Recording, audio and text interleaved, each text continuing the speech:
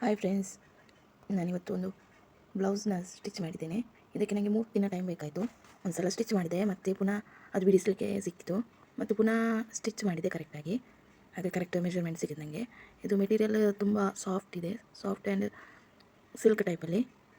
ಇದಕ್ಕೆ ಇದು ಪೀಸ್ ಸಹ ಸ್ವಲ್ಪ ಕಡಿಮೆನೇ ಉಂಟು. ಇವರ ಮೆಷರ್ಮೆಂಟ್ಸ್ ಜಾಸ್ತಿ ಉಂಟು ಸ್ಲೀವ್ಸ್ ಎಲ್ಲ, ಹಾಗೆ ನನಗೆ ಪೀಸ್ ಕಡಿಮೆ ಬಂತು. ಬಟ್ ಅದರಲ್ಲೇ ಹೇಗೋ ಸ್ಟಿಚ್ ಮಾಡಲಿಕ್ಕೆ ಟ್ರೈ ಮಾಡಿದೆ. ಓಕೆ, ಲಾಸ್ಟ್ಗೆ ಫಿನಿಶಿಂಗ್ ಕರೆಕ್ಟ್ ಆಯಿತು. ಬ್ಲೌಸ್ ಮೆಜರ್ಮೆಂಟ್ ಎಲ್ಲ ಕರೆಕ್ಟ್ ಸಿಕ್ಕಿತ್ತು ನನಗೆ. ಮತ್ತು ಇದು ಸ್ಟಿಚಿಂಗ್ ಮಾಡಲಿಕ್ಕೆ ತುಂಬ ಕಷ್ಟ ಆಯಿತು. ಮತ್ತು ಡಿಸೈನ್ ಸಹ ಸ್ವಲ್ಪ ಡಿಫ್ರೆಂಟಾಗಿ, ಅಂದರೆ ನಾನು ಫಸ್ಟ್ ಟೈಮ್ ಮಾಡೋದು ಈ ಥರ ಬ್ಲೌಸ್ ಸ್ಟಿಚಿಂಗ್. ತುಂಬ ಟೈಮ್ ತಗೊಳ್ತು. ಟೈಮ್ ಅಂದರೆ ನನಗೆ ಡೈರೆಕ್ಟ್ಲಿ ಕಂಟಿನ್ಯೂಸ್ ಆಗಿ ಸ್ಟಿಚ್ ಮಾಡಲಿಕ್ಕಾಗಲ್ಲ. ನನಗೆ ಮನೆ ಕೆಲಸ, ನನ್ನ ಮಗಳ ಕೆಲಸ ಎಲ್ಲ ಉಂಟು. ಹಾಗೆ ಟ್ರೈ ಮಾಡಿದೆ. ಇದು ಫಿನಿಶಿಂಗ್ ಆಗಿದೆ. ಮತ್ತು ಇದನ್ನು ಫಿನಿಷ್ ಮಾಡುವಾಗ, ಕಟ್ ಮಾಡುವಾಗೆಲ್ಲ ಜಾಗ್ರತೆ ವಹಿಸಬೇಕು. ಇದು ಲೆಂತ್ ಎಲ್ಲ ಕಡಿಮೆ ಇರ್ತದೆ ಬ್ಲೌಸ್ ಪೀಸಿದು.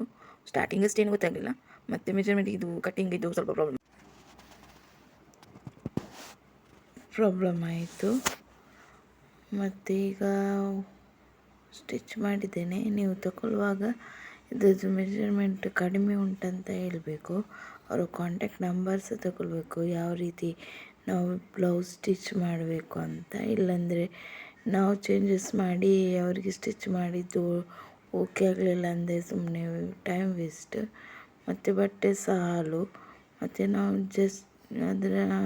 ಅದರೊಟ್ಟಿಗೆ ಜಾಸ್ತಿ ಪೀಸ್ ಯೂಸ್ ಮಾಡಲಿಕ್ಕೆ ಆಗಲ್ಲ. ಒಂದೊಂದು ಟೈಮಲ್ಲಿ ಪೀಸ್ ಸಿಗಲ್ಲಲ್ಲ, ನಮ್ಮದು ಸಹ ಪ್ರಾಬ್ಲಮ್ ಆಗ್ತಾಯಿದೆ. ಮತ್ತು ಎಲ್ರಿಗೂ ಸಹ ಅದೇ ಇಫೆಕ್ಟ್ ಆಗ್ತದೆ. ನಾವು ಬ್ಲೌಸು ತಗೊಂಡು ಹಾಳು ಮಾಡಿದ್ವಿ ಅಂತ ಆಗ್ತದೆ. ಅದಕ್ಕಿಂತ ಅವರ ಕಾಂಟ್ಯಾಕ್ಟ್ ನಂಬರ್ ತಗೊಂಡು ಈ ಥರ ಉಂಟು, ಈ ಥರ ಅಂತ ಹೇಳಿದರೆ ಓಕೆ, ಪರವಾಗಿಲ್ಲ, ಫೈನ್ ಅಂತ